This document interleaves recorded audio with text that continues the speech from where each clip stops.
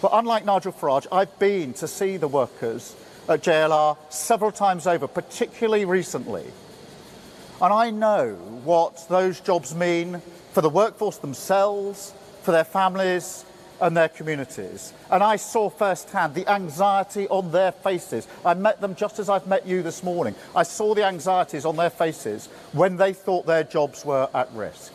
So when they needed support earlier this year, when we had to fight for their jobs and make a deal with the United States, I protected those jobs because I had them in my mind's eye. And politics is about who you have in your mind's eye. We protected those jobs.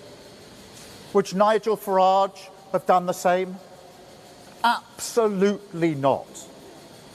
And that's the question you have to ask about Nigel Farage. Can you trust him? Can you trust him with your future? Can you trust him with your jobs? Can you trust him with your mortgages, your pensions, your bills?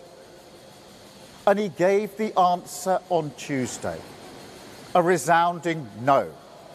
He set out economic plans that contained billions upon billions of completely unfunded spending. Precisely the sort of irresponsible splurge that sent your mortgage costs, your bills, and the cost of living through the roof.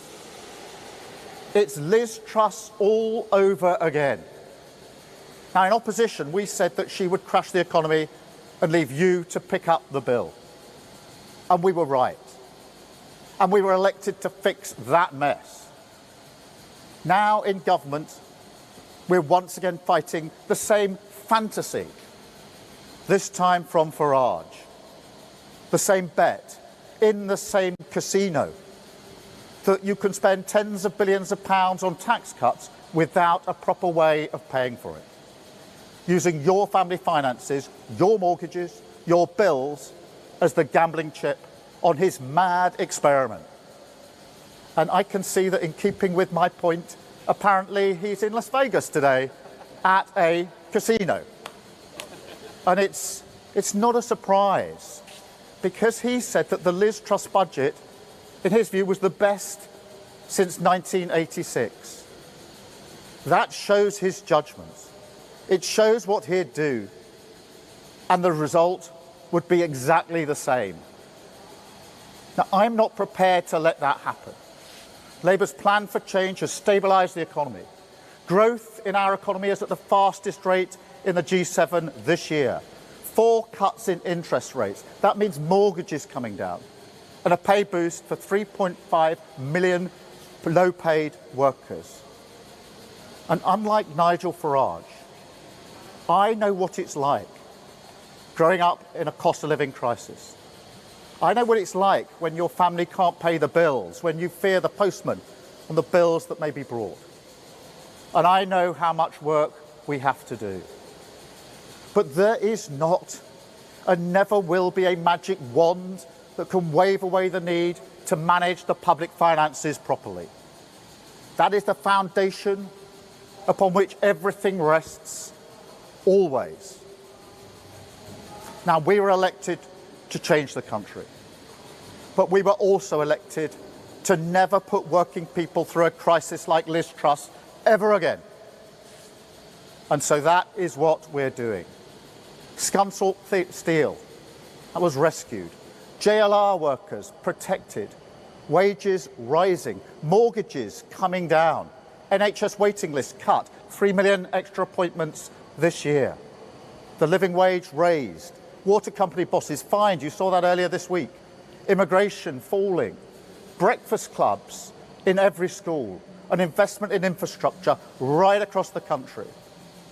The biggest levelling up of workers' rights in a generation, and a massive cash injection in our public services without making working people pay. Nigel Farage stands for none of this.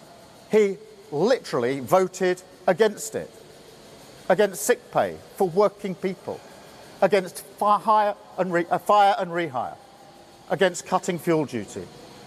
And now he wants to blow up the economy all over again. Well, we won't let him. We will deliver our plan for change, and we will do so precisely because we protect our economy. That is the path to change, and that is what Labour will deliver. Thank you all very much indeed. Thank you.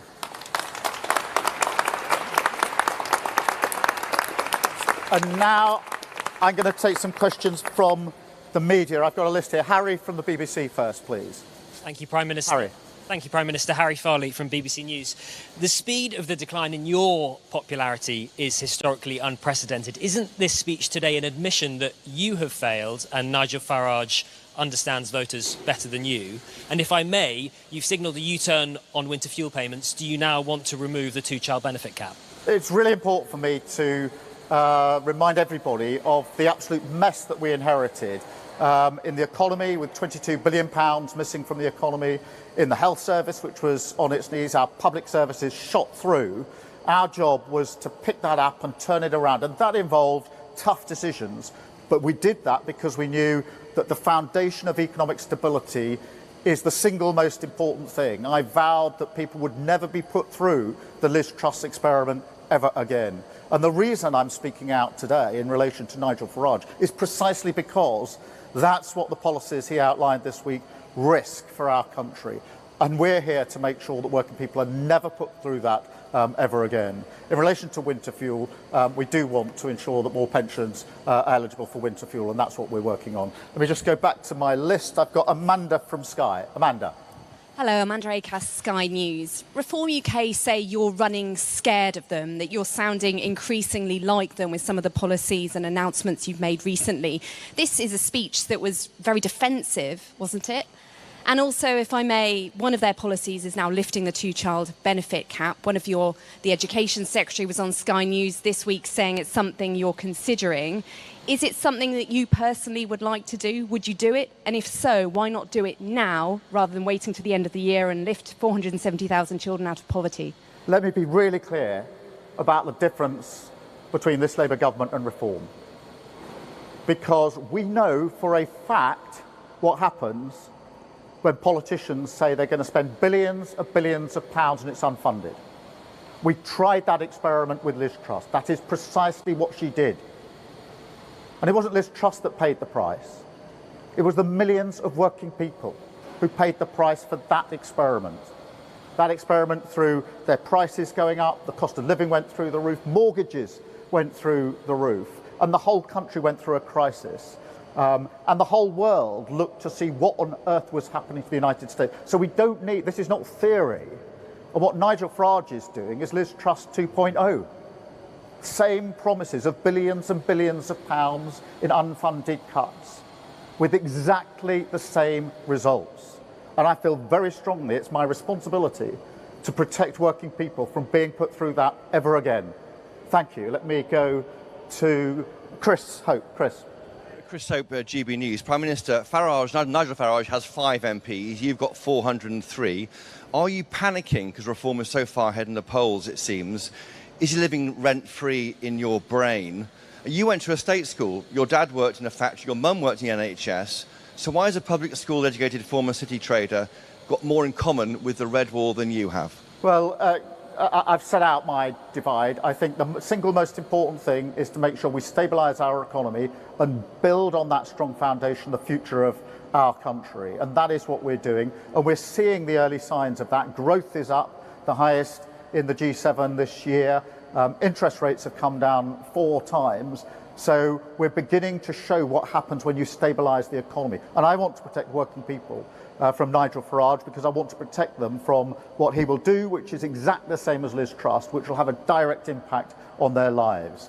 And in relation to the second part of your question, I don't need lectures from Nigel Farage on what it means to be working people. I know what it means to work 10 hours a day in a factory 5 days a week. And I know that because that is what my dad did every single working day of his life. And that's what I grew up with. So I don't need lessons from Nigel Farage about the issues that matter most to working people in this country. Thank you, Chris.